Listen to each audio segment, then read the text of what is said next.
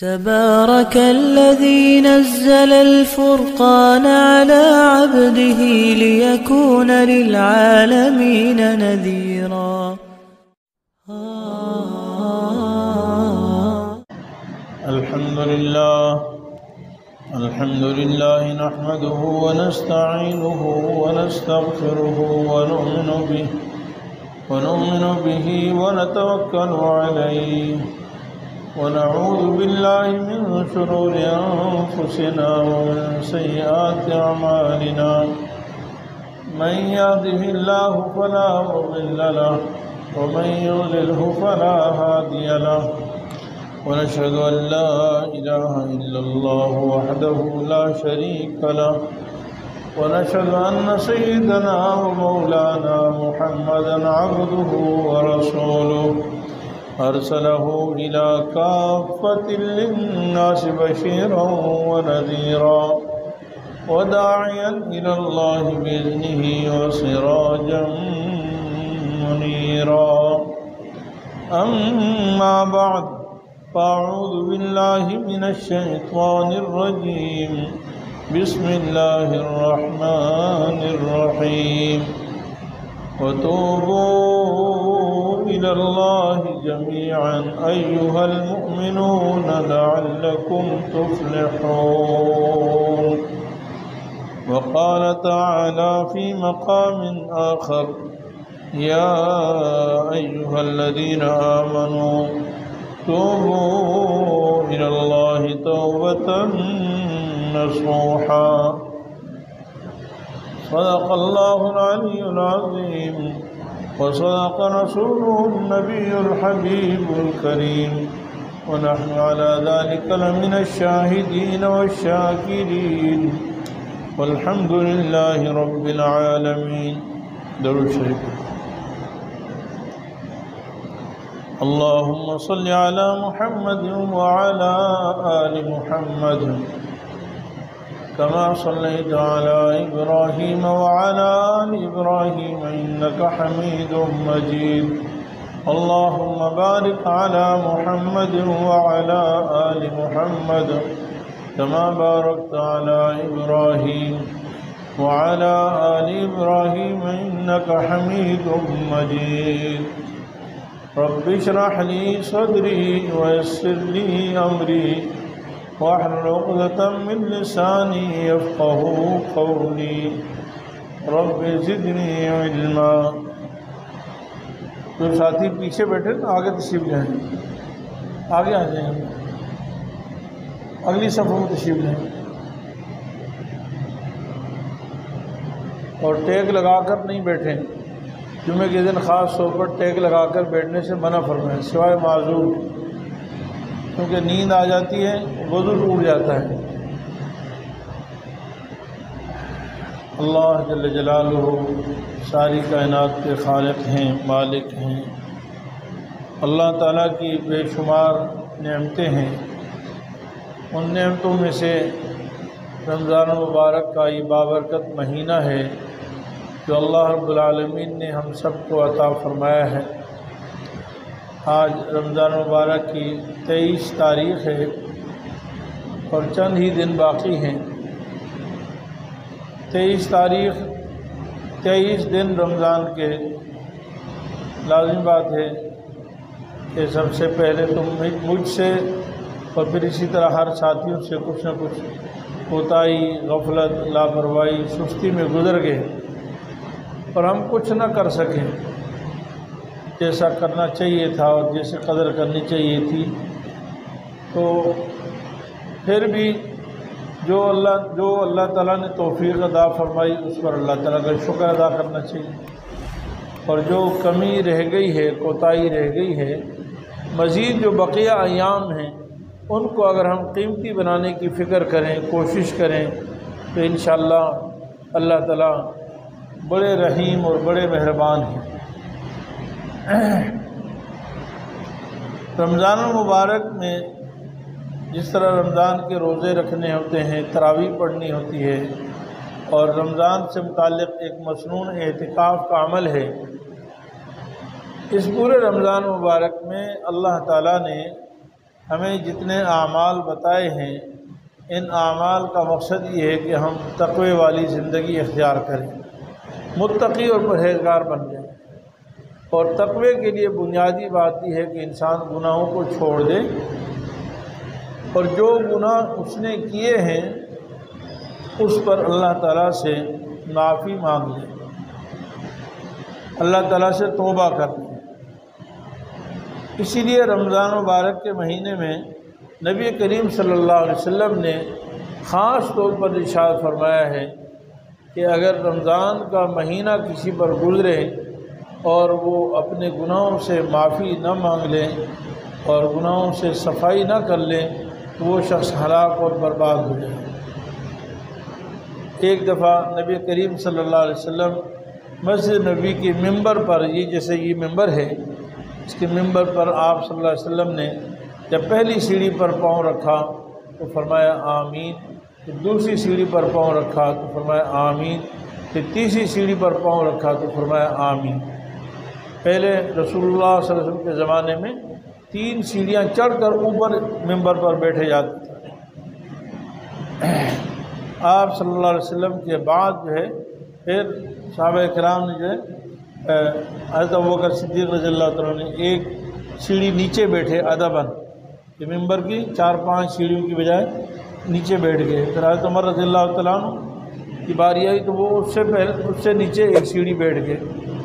تو یہ اس طریقے پر چلتے ہیں جیسے آج کا طریقہ ہے۔ تو صحابہ کرام رضوان اللہ علیہم اجمعین نے پوچھا کہ یا رسول اللہ، آج آپ نے جو آمین 3 دفعہ سیڑھی پر چڑھتے ہوئے کہا ہے تو یہ کیا وجہ تھی؟ تو آپ صلی اللہ علیہ وسلم نے فرمایا کہ اللہ تعالیٰ نے حضرت جبریل علیہ السلام کو بھیجا اور 3 دعائیں دے کر بھیجا۔ وہ دعائیں یہ تھی کہ جس شخص کے بڑھاپے میں ماں اور باپ دونوں کو یا ان میں سے ایک کو پالے اور ان کی خدمت کر کے جنت کا حقدار نہ ہو، وہ آدمی ہلاک ہو جائے، برباد ہو جائے۔ تو میں نے کہا آمین۔ دوسرا یہ فرمایا کہ جس کو اللہ تعالیٰ رمضان جیسی عظیم نعمت اور زمانہ عطا فرمائیں اور وہ اپنے گناہوں سے معافی نہ مانگ لے تو وہ بھی ہلاک و برباد ہو جائے۔ میں نے کہا آمین۔ اور تیسری دعا یہ تھی کہ جس کے سامنے میرا تذکرہ ہو سیدنا محمد صلی اللہ علیہ وسلم کا اور مجھ پر درود نہ بھیجے تو وہ بھی برباد ہو جائے۔ تو میں نے کہا آمین۔ میرے عزیز بھائیوں، بھیجنے والی ذات اللہ تعالیٰ کی اور پیغام لے کر آنے والے بددعا کرنے والے سیدنا جبریل علیہ السلام اور اس پر آمین کہنے والی ذات سیدنا محمد صلی اللہ علیہ وسلم ہے، تو قبولیت میں کیا شک ہو سکتا ہے؟ اس لیے رمضان مبارک کے مہینے میں خاص طور پر اپنے گناہوں سے معافی مانگنا بہت ضروری ہے۔ اللہ تعالیٰ کی نعمتوں میں سے بہت بڑی نعمت جو ہے وہ گناہوں کی معافی ہے۔ اللہ تعالیٰ اگر چاہتے وہ رب ہیں، وہ خالق ہیں، مالک ہیں، وہ کہتے ایک دفعہ غلطی کر لی تو کبھی نہیں معاف کروں گا، تو اس طرح کر سکتے تھے، لیکن اللہ تعالیٰ نے توبہ کا دروازہ کھولا ہوا ہے، اور صرف دروازہ کھولا نہیں بلکہ اس پر اللہ تعالیٰ ہمیں وعظ فرماتے ہیں، نصیحت فرماتے ہیں، تاکید فرماتے ہیں، حکم دیتے ہیں کہ آ جاؤ میری طرف، آ جاؤ توبہ کر لو، معافی مانگ لو، میں تم سب کو معاف کر دوں گا۔ زندگی اللہ تعالیٰ نے جو دی ہے یہ بڑی قیمتی ہے، اس میں ہر گناہ سے توبہ کی جا سکتی ہے، لیکن جب یہ زندگی ایک دفعہ چلی گئی تو پھر کچھ بھی ہاتھ نہیں آئے۔ میرا عزیز بھائیو، ہم اس بات کا اہتمام کر لیں کہ جو بقیہ دن ہیں ان میں ہم اپنے گناہوں سے معافی مانگیں۔ توبہ کا معنی ہوتا ہے اپنے رجوع کرنا، یعنی انسان نے جو گناہ کیا ہے اس سے رجوع کر لے۔ علماء کرام فرماتے ہیں کہ توبہ کی 3 بنیادی شرطیں ہیں، تب یہ توبہ شرعی اعتبار سے توبہ کہلاتی ہے، یعنی اللہ تعالیٰ کے ہاں اس توبہ کا اعتبار ہوتا ہے، اور بہت آسان ہے۔ پہلے نمبر پر تو یہ ہے کہ گناہ چھوڑ دیں، جس گناہ میں مبتلا ہے اس گناہ کو چھوڑ دیں۔ دوسری شرط یہ ہے کہ آئندہ نہ کرنے کا ارادہ کرتے ہیں۔ دوسری شرط بلکہ یہ ہے کہ اس پر ندامت ہو کہ میں نے اب تک جو گناہ کیا ہے اس پر مجھے شرمندگی ہے، ندامت ہے، افسوس ہے، میں نے غلط کیا ہے، یعنی اپنی غلطی کو تسلیم کرنا۔ اور تیسری شرط یہ ہے کہ آئندہ نہ کرنے کا عزم اور ارادہ ہو۔ میرے عزیز بھائیوں، یہ کوئی ایسی انوکھی شرطیں نہیں ہیں۔ دنیا جہاں میں کہیں بھی کوئی آدمی کسی سے معافی تلافی کرے گا تو یہ تین چیزیں اس میں پائی جائیں گی۔ اگر کوئی آدمی کسی کے ساتھ بے ادبی کرتا ہے، گستاخی کرتا ہے، تو بنیادی طور پر وہ گستاخی چھوڑے گا پہلے نمبر پر، اور چھوڑنے کے بعد وہ آ کر کہے گا مجھے بڑی شرمندگی ہوئی، آئندہ میں نہیں کروں گا، مجھ سے غلطی ہوئی، مجھے معاف کر۔ یہی یعنی ہم کسی انسان سے جب معافی مانگتے ہیں تو یہ تین چیزیں لازمی ہوتی ہیں۔ اگر ان تین چیزوں میں سے کوئی ایک چیز نہ پائی جائے تو انسان نہیں معاف کرتا، یعنی انسان کے ہاں یہ معافی نہیں ہوتی ہے۔ یعنی ایک آدمی کسی پر ظلم کرے اور وہ اس کو کہے کہ وہ آپ مجھے معاف کر دیجئے، البتہ میں پھر دوبارہ تمہاری ایسی تیسی کروں گا، تو بھائی بتاؤ کوئی معاف کرنے والا ہوگا؟ میں دوبارہ تمہارے جب موقع ملے گا میں تمہارے ساتھ پھر وہی حشر کروں گا جو پہلے میں نے کیا تھا۔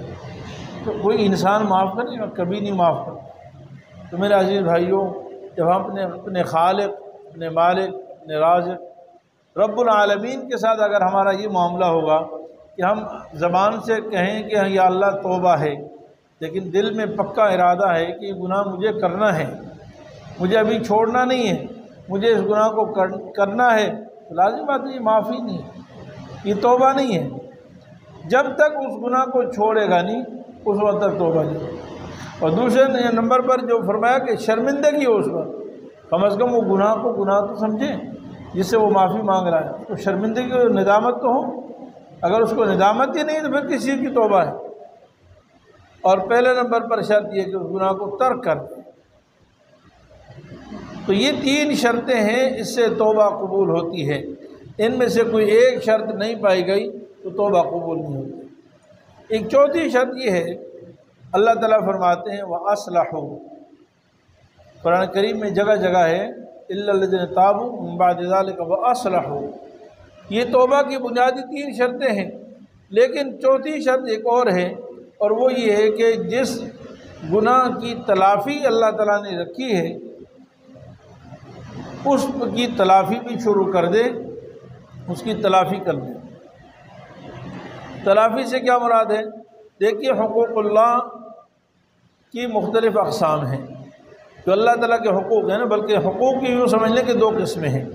ایک وہ حقوق ہیں جن کا تعلق اللہ تعالیٰ سے ہے اور بندے سے، اور دوسرے وہ حقوق ہیں جن کا تعلق بندوں سے ہے۔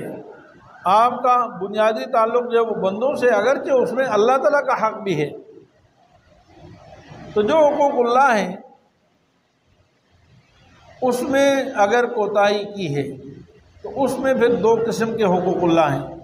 ایک تو وہ حقوق اللہ ہیں جن کی بعد میں سوائے توبہ کے اور کچھ کرنا نہیں پڑتا، تو اللہ تعالیٰ سے معافی مانگے۔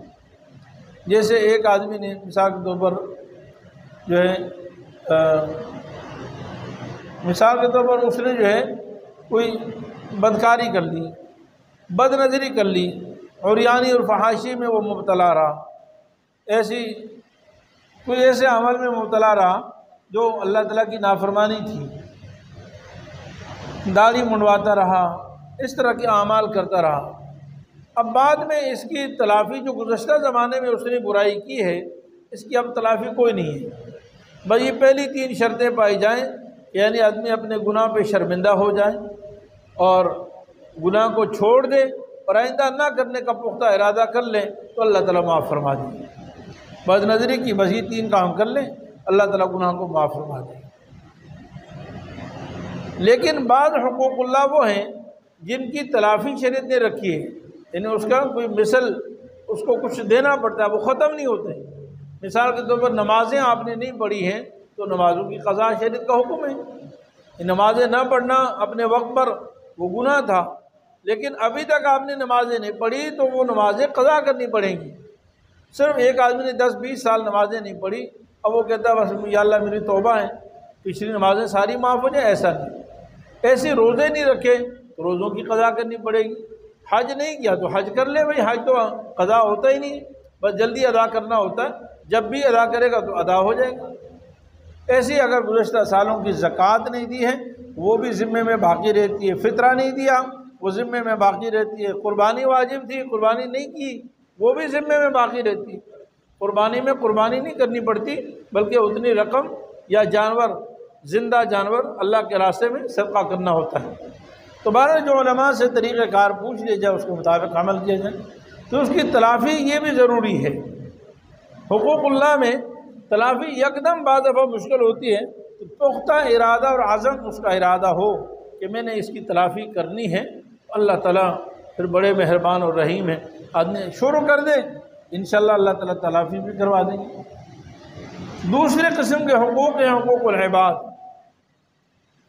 جن کا تعلق ظاہراً بندوں سے اس کا تعلق ہے، اگرچہ حقوق العباد میں بھی حقوق اللہ شامل ہوتے ہیں۔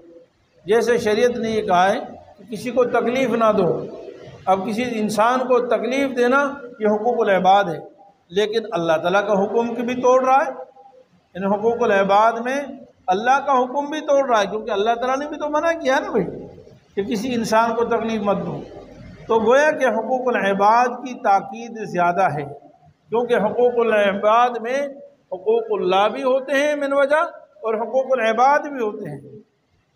یعنی جب آپ کسی انسان کو دھوکہ دیتے ہیں، کسی انسان پر ظلم کرتے ہیں، کسی انسان سے مال چوری کرتے ہیں، کسی سے ڈاکہ ڈالتے ہیں، کسی کو گالی دیتے ہیں نا، میری بات بھی توجہ فرمائیں، گالی دیتے ہیں، تو یہ گویا کہ آپ نے اللہ کا حکم بھی توڑ دیا، کیونکہ ان سب باتوں سے اللہ نے منع فرمایا ہے۔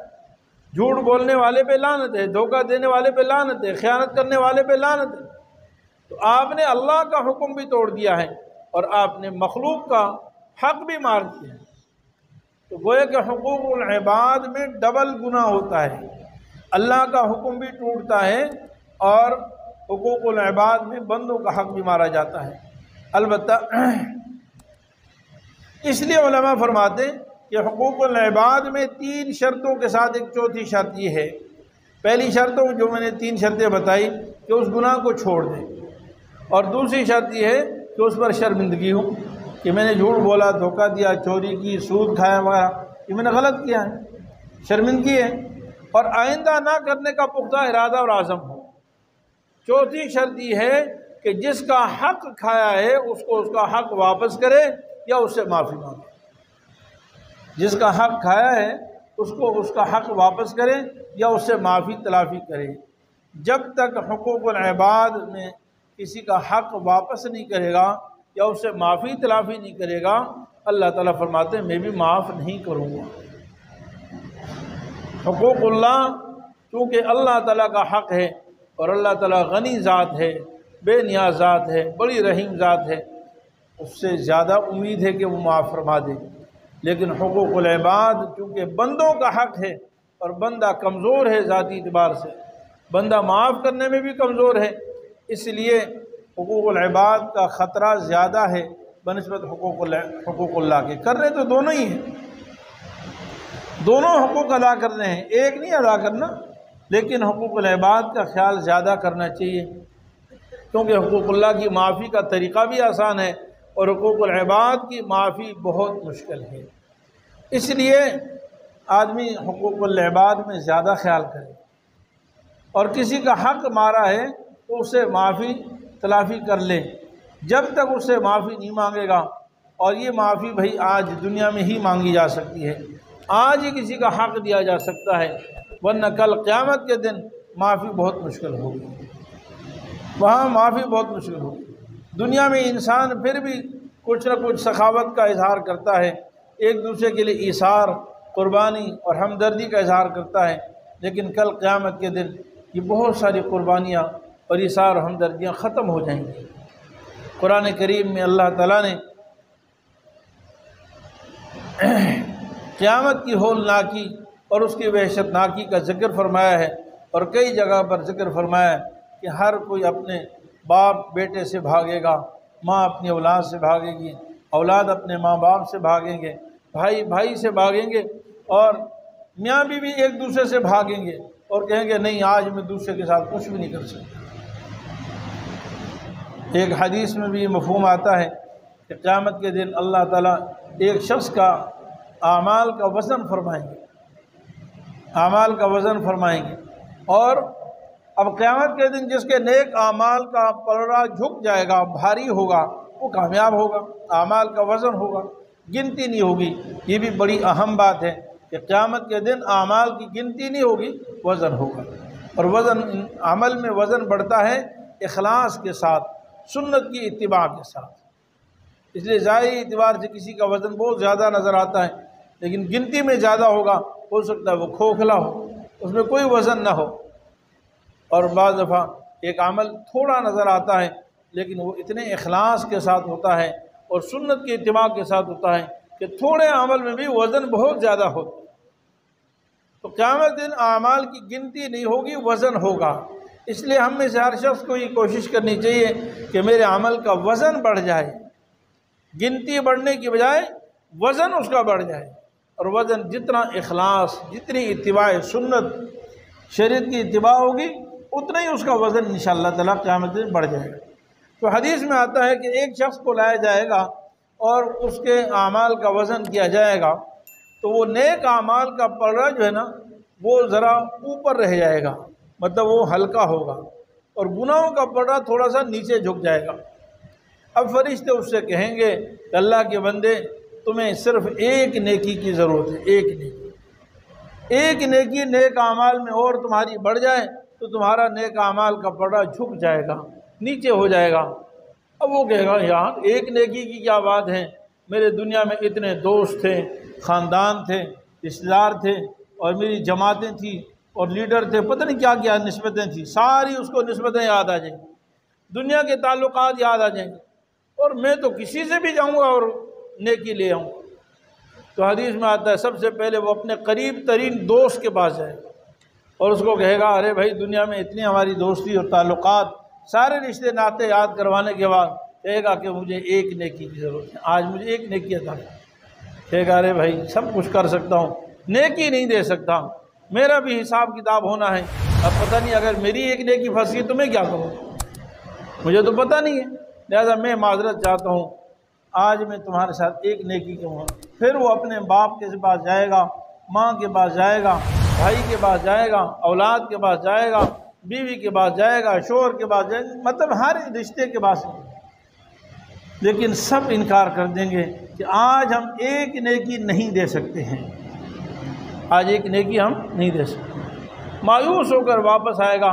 راستہ حدیث میں آتا ہے لیکن بعض دفعہ اللہ تعالیٰ قیامت کے دن بھی کوئی ایسا سخی مل جاتا ہے، کوئی نہیں دے گا، لیکن ایک راستے میں ایک شخص بیٹھا ہوگا، وہ کہے گا ارے اللہ کے بندے تو اتنا پریشان، مارا پھر رہا، کبھی ادھر جا رہا، کبھی ادھر جا رہا، کبھی ادھر جا رہا، کیا مسئلہ ہے؟ مسئلہ کیا ہے؟ وہ کہے گا بھائی میرا مسئلہ یہ ہے کہ میرے اعمال کا وزن ہو رہا تھا اور میرے اعمال میں، نیک اعمال میں ایک نیکی کم ہو گئی، جس کی وجہ سے میں آج یہ پھر رہا ہوں اور لوگوں سے ایک نیکی مانگ رہا ہوں، اور مجھے کوئی دینے کے لیے تیار نہیں ہے، ایک نیکی دینے کے لیے کوئی تیار نہیں ہے، سب سے مایوس آ گیا۔ اب وہ شخص یہ سوچے گا، وہ کہے گا کہ میرے تو اعمال نامے میں ٹوٹل ایک ہی نیکی ہے، اس شخص کی اتنی زیادہ نیکیاں ہیں، اتنے زیادہ زندگی بھر کے اعمال ہیں، اور اس کی وجہ سے ہی جنت میں نہیں جا رہا، صرف ایک نیکی کی کمی کی وجہ سے ہی جنت میں نہیں جا رہا۔ اور وہ شخص کہے گا کہ میرے پاس تو ٹوٹل ایک ہی نیکی ہے، باقی ساری گناہ ہیں، باقی ساری گناہ ہیں۔ تو کہے گا میں تو یہ، وہ اصل میں اس ایک نیکی سے مایوس ہوگا، وہ کہے گا میں تو اس ایک نیکی سے جنت میں تو جا نہیں سکتا، بیکار کی، نعوذ باللہ، یعنی کسی کام کی نہیں ہے، آج مجھے اس ایک نیکی سے کوئی نفع نہیں ہوگا، اعمال کا وزن ہونا ہے۔ لہٰذا کہے گا اے اللہ کے بندے یہ ایک نیکی تو لے لے، جا تو جنت میں جا۔ وہ ایک شخص اس کو ایک نیکی دے دے گا۔ تو چنانچہ اللہ تعالیٰ کے پاس جائیں گا اور وہ کہے گا جی یہ نیکی آ گئی۔ اب اللہ تعالیٰ کو تو سب معلوم ہے کہ اللہ تعالیٰ پوچھیں گے تمہیں نیکی کس نے دی، کیسے تمہارا یہ کام بن گیا؟ تو وہ کہے گا جی ایک آدمی نے اس طرح دے دی۔ اللہ تعالیٰ فرمائیں گے اس کو اس کو بلاؤ، اس شخص کو بلایا جائے گا اور اس سے پوچھا جائے گا تو وہ کہے گا جی میرے پاس ایک ہی نیکی تھی، میں نے اس سے کیا کرنا تھا، جنت میں تو جا نہیں سکتا، جب یہ اتنی نیکیاں لے کر آیا اور یہ ایک نیکی کی وجہ سے تڑپ رہا ہے، محتاج ہے، تو میں ایک نیکی سے کیا کروں، اس لیے میں نے اس کو دی۔ اللہ تعالیٰ فرمائیں گے کہ تو نے آج کے دن سخاوت کا اظہار کر دیا، جبکہ کوئی سخاوت نہیں کرتا آج بھی، چلو میں بھی سخیوں کا سخی ہوں، میں نے تجھے اس ایک نیکی کی وجہ سے تیری مغفرت فرما دی۔ چنانچہ دونوں کو اللہ تعالیٰ جنت میں داخل فرما دی۔ تو خلاصہ میرے محترم دوستو، عزیز بھائیو، یہ ہے کہ دنیا میں معافی تلافی ہو سکتی ہے، آخرت میں کوئی پھر مدد کرنے والا نہیں ہوگا، کوئی مدد کرنے والا نہیں ہوگا۔ اس لیے آج ہم گناہوں کی معافی مانگ لیں، توبہ کر لیں، استغفار کر لیں۔ حدیث پاک میں آتا ہے، رسول اللہ صلی اللہ علیہ وسلم نے ارشاد فرمایا، صحابہ کرام سے پوچھا، اے اللہ کے بندو تمہیں پتہ ہے سب سے زیادہ غریب کون ہے، مفلس کون ہے، من المفلس؟ صحابہ فرمائیں گے یا رسول اللہ جس کے پاس درہم اور دینار نہ ہوں، پیسے نہ ہوں، تو ہم اس کو غریب سمجھتے ہیں۔ آپ صلی اللہ علیہ وسلم فرمایا، نہیں اللہ کے بندو، یہ مفلس نہیں ہے، مفلس وہ ہے جو احد پہاڑ سے بھی زیادہ نیکیاں لے کر قیامت کے دن حاضر ہوگا، یعنی بہت زیادہ نیکیاں لے کر وہ قیامت کے دن حاضر ہوگا، لیکن دنیا میں لوگوں کے حقوق کھائے ہوں گے۔ کوئی آئے گا، جی اس نے میرے اوپر فلاں زیادتی کی، لہذا مجھے اس سے بدلہ دلوایا جائے، تو اللہ تعالیٰ فرمائیں گے اس کی نیکیاں اس کو دے دو۔ کوئی آئے گا اس نے چوری کی، کوئی آئے گا میرے اوپر ظلم کیا، کوئی آئے گا اس نے مجھے گالیاں دی، کوئی کہے گا اس نے بیٹی آئے گی کہ اس نے مجھے وراثت، بہن آئے گی کہ اس نے مجھے وراثت میں حق نہیں دیا، باپ آئے گا کہ بیٹے نے مجھے میرا حق نہیں ادا کیا، جو میرا ادب کرنا چاہیے تھا وہ نہیں کیا۔ اس طرح تمام حقوق والے آئیں گے اور وہ اپنا اپنا حق مانگیں گے اور ان کو اس کی نیکیاں تقسیم کی جائیں گی، یہاں تک کہ نیکیاں ختم ہو جائیں گی اور حقوق والے باقی ہوں گے، حقوق والے ابھی باقی ہوں گے۔ پھر اللہ تعالیٰ فرمائیں گے ایسا کرو کہ ان لوگوں کے گناہ اس کے ذمہ ڈال دو، جو حقوق والے نا ان کے گناہ اس کے ذمہ ڈال دو۔ چنانچہ ان کے گناہ اس کے ذمہ ڈال دیے جائیں گے اور اس کو پکڑ کر جہنم میں ڈال دیا جائے گا۔ تو اتنے زیادہ نیکیاں لے کر گیا تھا، لیکن قیامت کے دن وہ جہنم کا مستحق بن جائے گا، اس لیے کہ اس نے دنیا میں لوگوں کے حقوق کھائے، دوسروں کا حق مارا ہے، کسی کو وراثت نہیں دی ہے، کسی کا مال چھینا ہے، کوئی چوری کی ہے، دھوکہ دیا ہے اور غلط طریقے سے دوسرے کا مال لیا ہے۔ جب تک دل کی رضامندی اور خوشی سے کسی کا مال نہ لیا جائے، اس وقت تک دلی رضامندی سے، اس وقت تک کسی کا مال آدمی کے لیے حلال نہیں ہوتا ہے۔ تو میرے عزیز بھائیوں، یہ حقوق العباد ہیں، جب تک ہم اللہ تعالیٰ سے معافی نہیں مانگیں گے اس وقت تک معاف نہیں۔ اللہ تعالیٰ ہمیں تاکید فرما رہے ہیں، وَتُوبُوا إِلَى اللَّهِ جَمِيعًا أَيُّهَا الْمُؤْمِنُونَ لَعَلَّكُمْ تُفْلِحُونَ۔ سارے کے سارے مل کر معافی مانگو بھائی، سارے مل کر توبہ کرو۔ توبوا إِلَى اللَّهِ جَمِيعًا أَيُّهَا الْمُؤْمِنُونَ، پھر انتہائی پیار سے فرما رہے، اے ایمان والوں۔ اللہ تعالیٰ اپنے بندوں کو، ایمان والوں کو جب ایمان کے نام سے پکارتے ہیں تو یہ سب سے عزیز ترین رشتہ اللہ کا اور بندے کا ایمان کا ہے۔ اللہ اور بندے میں سب سے پیارا رشتہ، سب سے محبوب رشتہ جو وہ ایمان کا رشتہ ہے۔ دیکھیے یہ آیت پیچھے سے چل رہی ہے جس میں ایمان والوں کو شریعت کے احکام بتائے گئے ہیں اور پردے کے احکام ہیں۔ سارے احکام کس سے ہیں بھائی؟ پردے کے ہیں۔ لوگ کہتے ہیں جی پردے سے کیا تعلق ہے، لباس ہماری مرضی، نہیں۔ اللہ تعالیٰ نے ایک ایک رشتہ دار بتایا کہ اس سے پردہ کرنا ہے، اس سے پردہ کرنا ہے، اس سے پردہ کرنا ہے، اور اس سے نہیں کرنا، اس سے نہیں کرنا، اس سے نہیں کرنا۔ بہت لمبی آیت ہے، قُل لِّلْمُؤْمِنَاتِ يَغْضُضْنَ مِنْ أَبْصَارِهِنَّ وَيَحْفَظْنَ فُرُوجَهُنَّ وَلَا يُبْدِينَ زِينَتَهُنَّ إِلَّا مَا ظَهَرَ مِنْهَا وَلْيَضْرِبْنَ بِخُمُرِهِنَّ عَلَى جُيوبِهِنَّ وَلَا يُبْدِينَ زِينَتَهُنَّ إِلَّا لِبُعُولَتِهِنَّ وَآبَائِهِنَّ وَآبَاءِ بُعُولَتِهِنَّ أو أبنائهن وأبناء بعولتهن أو إخوانهن أو بني إخوانهن أو بني أخواتهن أو نسائهن أو ما ملكت أيمانهن أو التابعين غير أولي الإربة من الرجال أو الطفل الذين لم يظهروا على عورات النساء۔ یہ سارے احکام، اس میں ایک ایک رشتے کا نام لیا ہے، اس وقت نہیں لینا مشکل ہے، وہ تفصیل ہے کہ کن سے پردہ نہیں کرنا اور کن سے پردہ کرنا ہے، اور پھر آخر میں اللہ نے فرمایا رجوع توبہ کر لو اللہ سے، کیونکہ کوتاہی ہر ایک سے کچھ نہ کچھ ہوئی، کہیں نہ کہیں کوتاہی ہوئی ہے۔ اللہ تعالیٰ فرماتے ہیں وَتُوبُوا إِلَى اللَّهِ جَمِيعًا، سارے کے سارے مل کر اللہ سے معافی مانگو بھائی، توبہ کرو اللہ سے۔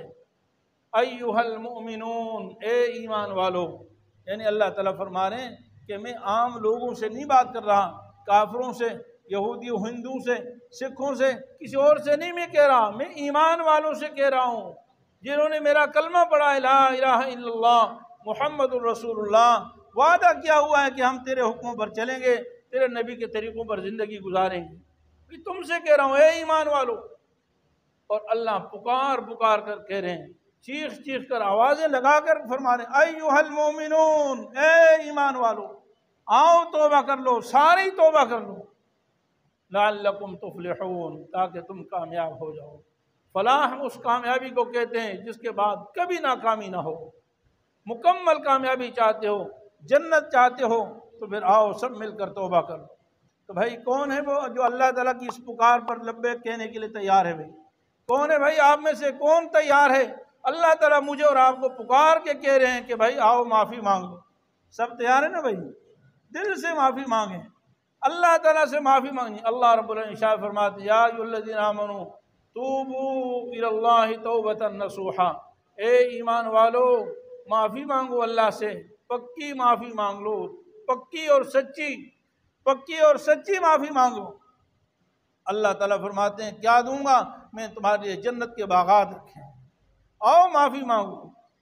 یعنی گناہ گاروں کو اللہ فرما رہے ہیں، گناہ کرنے والوں سے کہہ رہے ہیں کہ آؤ معافی مانگو، معافی مانگنے پر جنت تمہارے لیے رکھی ہے۔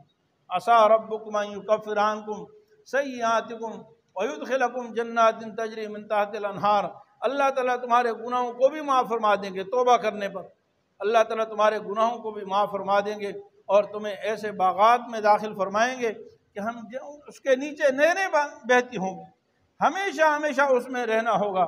یوم لا یخزی اللہ النبی والذین آمنوا معہ، جس دن اللہ تعالیٰ نبی کو رسوا نہیں کریں گے اور اس کے ساتھ ایمان والوں کو رسوا نہیں فرمائیں گے۔ تو ربنا اتمم لنا نورنا واغفر لنا انک علی کل شیء قدیر، دعائیں مانگے اللہ ہمیں ہمارا نور مکمل عطا فرما دے۔ تو قیامت کے دن کی روشنی، کامیابی، جنت کے وعدے اللہ تعالیٰ فرما رہے ہیں، اور یہ سارے وعدے صرف اللہ تعالیٰ معافی مانگنے پر فرما رہے ہیں۔ بھائی اچھا، معافی مانگنا کوئی مشکل کام نہیں ہے، بہت آسان کام ہے۔ دیکھیے جو شخص اللہ تعالیٰ سے معافی مانگ لیتا ہے، سچے دل سے توبہ کر لیتا ہے، سارے گناہوں سے معافی مانگ لیتا ہے، وہ اللہ تعالیٰ کا ولی بن جاتا ہے۔ وہ کیا بن جاتا ہے بھائی اللہ کا حکیم الامت، مجدد ملت، سیدنا اشرف علی تھانوی رحمہ اللہ، اس زمانے کے صدی کے بہت بڑے عالم گزرے ہیں، بڑے اللہ کے ولی گزرے ہیں۔ اپنے متعلقین سے بیان کرتے ہوئے ایک دفعہ فرمانے لگے، ارے تم اللہ کے ولی بننا چاہتے ہو، تم اللہ کے ولی بننا چاہتے ہو تو مجھے کوئی لمبے نسخے اور لمبے وظائف اور کوئی لمبی کوئی تمہارے لیے کوئی مشکل کام نہیں بتا رہا، ابھی 1 منٹ سے پہلے تم سب اللہ کے ولی بن جاؤ گے، 1 منٹ سے پہلے سارے اللہ کے ولی بن جاؤ گے۔ بھائی آپ بھی بننا چاہتے ہیں نا بھائی؟ ہم کہتے ہیں بھائی یہ اللہ کا ولی ہے، فلانا اللہ کا ولی ہے، تو حضرت تھانوی رحمہ اللہ فرماتے ہیں اللہ کا ولی بننا تو 1 منٹ سے پہلے بن جاتا ہے، لیکن آپ ارادہ تو کریں۔ اور حضرت نے فرمایا کہ ابھی بیٹھے بیٹھے دل میں توبہ کر لو، دل سے عزم کر لو کہ اللہ آج تک میں نے جو گناہ کیے، میں نے برا کیا، اور یا اللہ میں اس پر شرمندہ ہوں، آئندہ نہیں کروں گا۔ 1 منٹ سے پہلے فرمایا تم سب اللہ کے ولی ہو، میں تمہیں سرٹیفکیٹ دیتا ہوں۔ تو بھائی سب کوشش کریں گے نا انشاءاللہ۔ ہم کہتے ہیں جی اللہ کے ولی، وہ اللہ کے ولی ہوتے ہیں، جی میں تو بہت گناہ گار ہوں۔ بھائی کیوں آپ گناہ گار ہو؟ کس نے آپ کو گناہ گار کہا ہے؟ ایک شخص نے اپنا نام رکھا گناہ گار، عاصی، تو آپ صلی اللہ علیہ وسلم نے فرمایا کیوں نافرمان کیوں، فرما بردار بنو بھائی، گناہ گار کیوں؟ نام لکھو فرما بردار، مطیع نام رکھو، عاصی کیوں رکھا؟ عاصی کا مطلب نافرمانی کرنے والا، گناہ کرنے والا۔ تو بھائی کس نے کہا کہ تم گناہ گار بندے ہو؟ کہتے جی ہم تو کمزور ہیں جی، ہم گناہ گار بندے۔ گناہ گار کیوں ہو؟ اللہ کے فرما بردار بنو، اطاعت گزار بنو، خدمت گار بنو، اللہ کی ماننے والے بن جاؤ۔ بھائی اللہ تعالیٰ جتنا جلدی معاف فرماتے ہیں اتنا کائنات میں کوئی نہیں معاف کر سکتا ہے، کائنات میں نبی بھی نہیں معاف کر سکتا، کیونکہ نبی بھی بندہ ہے۔ علماء فرماتے ہیں حضرت موسیٰ علیہ السلام اور فرعون کا مقابلہ جب تھا، موسیٰ علیہ السلام دریا سے پار چلے گئے اور فرعون دریا میں غرق ہو رہا تھا۔ جب وہ ڈوب رہا تھا نا تو اس نے موسیٰ علیہ السلام کو آواز لگائی، اور قرآن کریم میں بھی اس کا ذکر ہے، بھائی میں ابھی ایمان لاتا ہوں، میں ابھی مانتا ہوں، مجھے بچا لو موسیٰ، مجھے بچا لو۔ حضرت سیدنا جبریل علیہ السلام فرماتے ہیں کہ اگر اللہ تعالیٰ نے یہ فرمایا کہ اگر اس وقت فرعون مجھے پکار لیتا تو میں اسے بچا لیتا، اس نے موسیٰ علیہ السلام کو پکارا، اور جبریل علیہ السلام فرماتے ہیں کہ مجھے یہ خطرہ ہوا کہ کہیں اللہ کی رحمت جوش میں نہ آ جائے، میں نے فرعون کے منہ میں گارا ڈال دیا، لیکن پکارا موسیٰ علیہ السلام کو تھا، موسیٰ علیہ السلام نے معاف نہیں فرمایا۔ اگر اللہ تعالیٰ کو براہ راست پکارتا تو شاید اللہ تعالیٰ معاف فرما دیتا۔ تو اللہ تعالیٰ جس قدر مہربان ہیں، رحیم اور کریم ہیں، کائنات میں کوئی اور اتنا رحیم نہیں ہے۔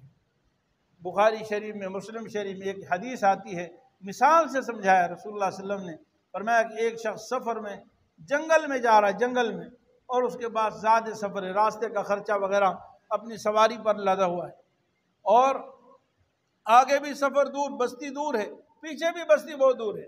راستے میں کسی جگہ اس نے ٹھہرا تھا، وہاں اس کی سواری کھل گئی اور گم ہو گئی، اور سارا کھانے پینے کا سامان۔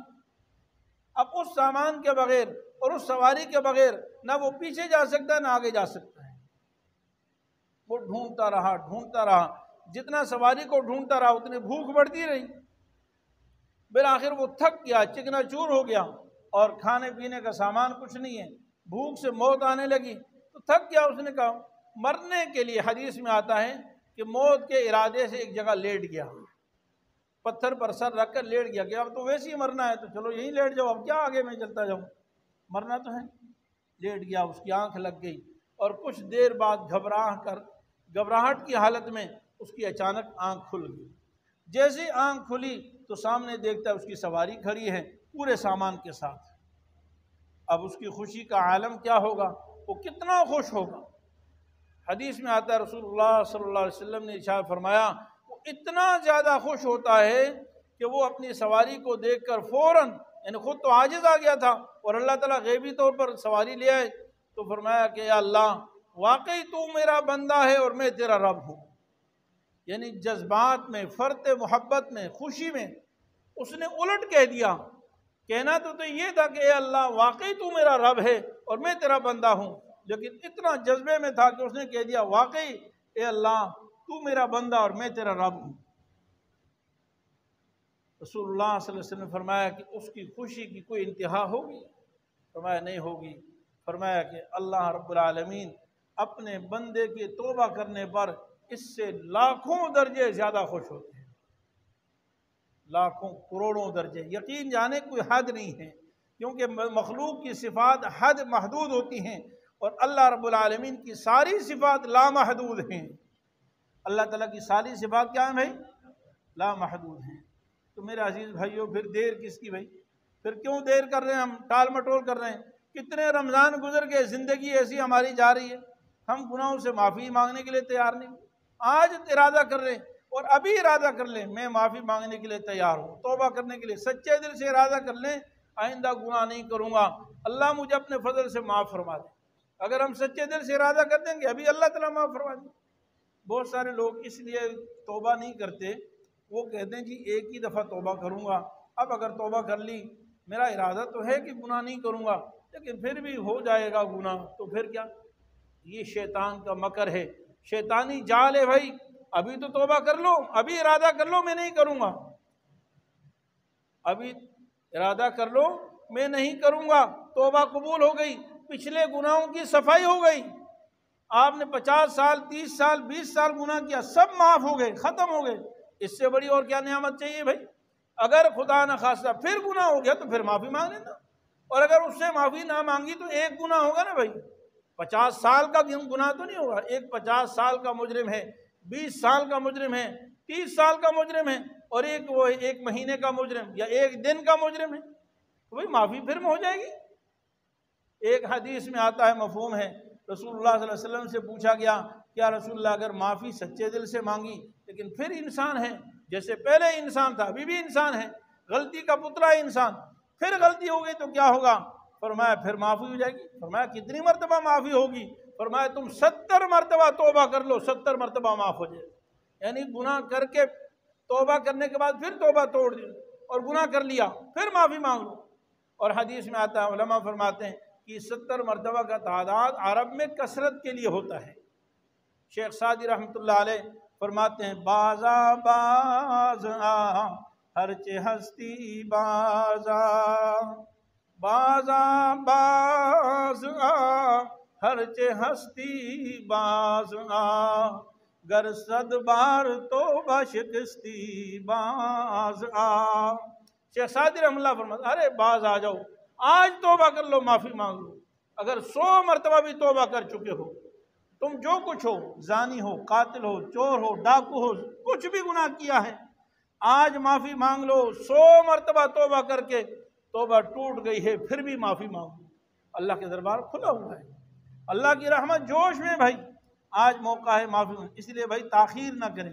یہ مت سوچیں کہ ایک ہی دفعہ سچے دل سے معافی مانگوں گا، کتنے لوگوں نے یہ سوچا اور موقع ہی نہیں ملا، سوچنے کا موقع ہی نہیں ملا، کب موت آ جائے، زندگی کب شام ہو جائے، صبح ہو شام ہو، نہ جانے، پتہ ہی نہیں ہے۔